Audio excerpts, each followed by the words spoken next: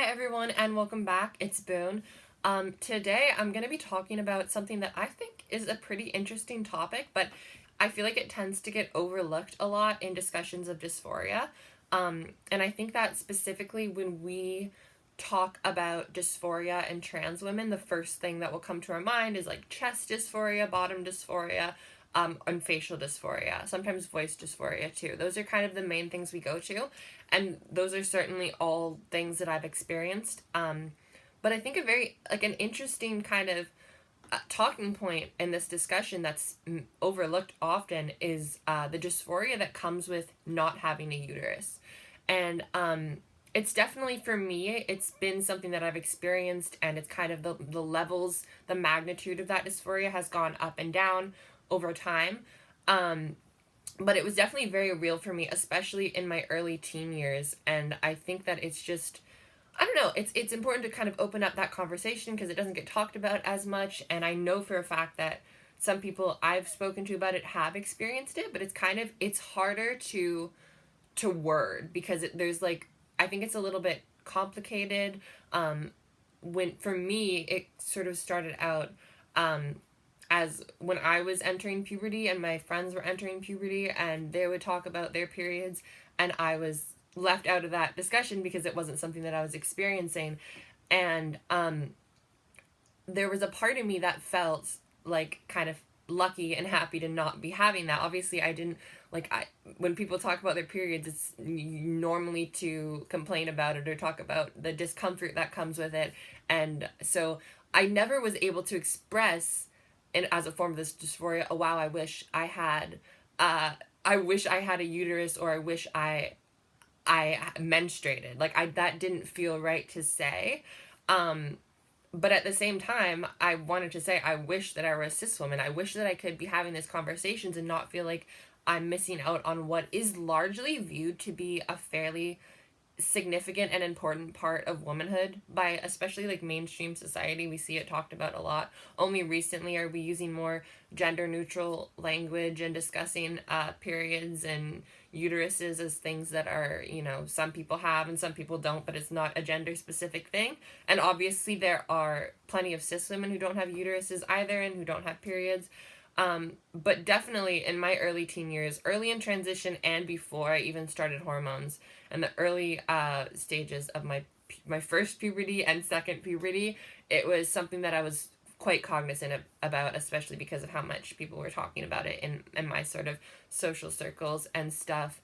And it, like I said, it was a complicated feeling because a part of me was like, well, I do feel kind of lucky to not have to go through this. And another part of me was like, but at the same time, I just want to feel like I am a woman, like all my friends, and most of my friends were cis women at the time. So it was this sort of this little mental battle that back and forth in my head. And I will acknowledge that there are trans women who have these like sort of periods with, if you take estrogen orally, like once a month, you will have like mood swings and you can have cramps and bloating and that sort of thing. It doesn't happen for me. I don't really understand the science behind it, but apparently because I'm on a patch form, it's like distributed evenly and there's no spikes. But if you take it as a pill, it's different. I'm not really sure. But I've been told so many times by cis women, like, you're so lucky you don't have to have a period. Well, that's one good thing about being trans. You don't have to menstruate, etc., etc. And even though I see what they're saying, and to an extent I agree with what they're saying, whenever I heard someone say, you're so lucky you don't have a period, it kind of sounded to me like they were saying, you're so lucky you're trans, which is just so not true. And to hear that from a cis person, even though that's not what they're saying, to sort of kind of feel that implication in some way was really hard. I mean, it just felt so wrong, and there was like this guilt almost about being upset for not having a period.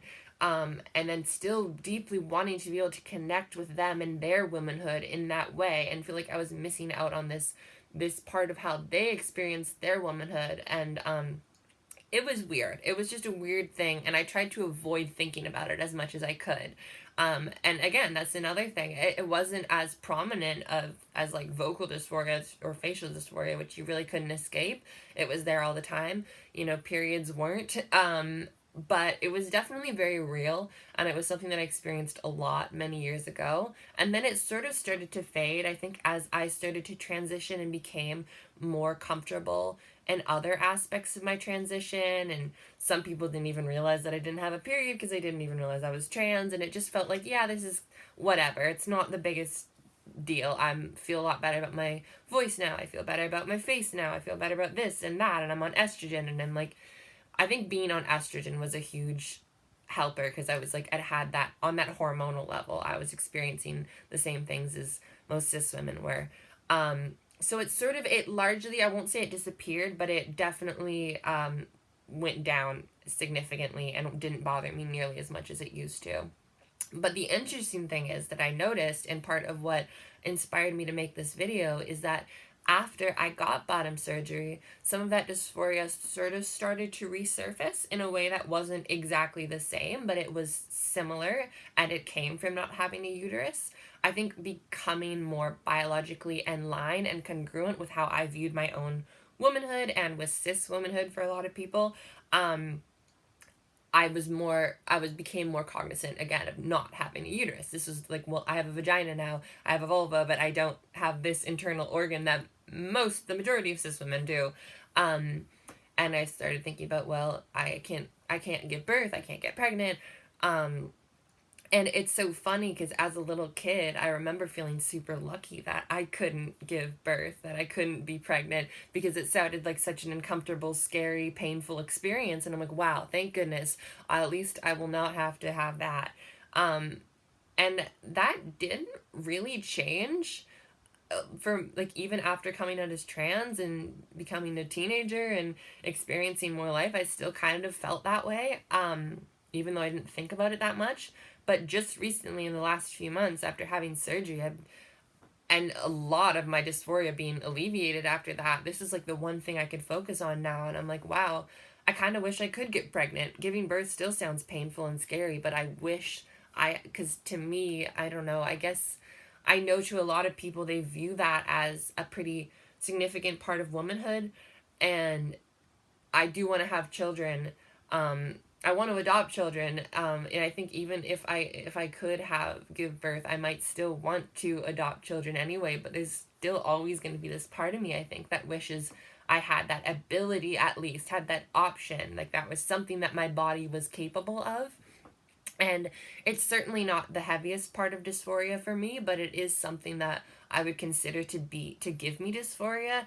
And I don't know, it's just overlooked a lot. I don't hear people talking about it as much. Maybe that's because it doesn't tend to bother people as much as things like voice and face. But I know I have a lot of trans followers, and I just wanted to sort of start a little conversation about it. If other people have opinions they'd be willing to share, I would love to hear them, because I don't know, I think it's an interesting subject, and I haven't had many people to talk about it with over the years. So if you have anything to say on it, please leave me a comment, ask a question.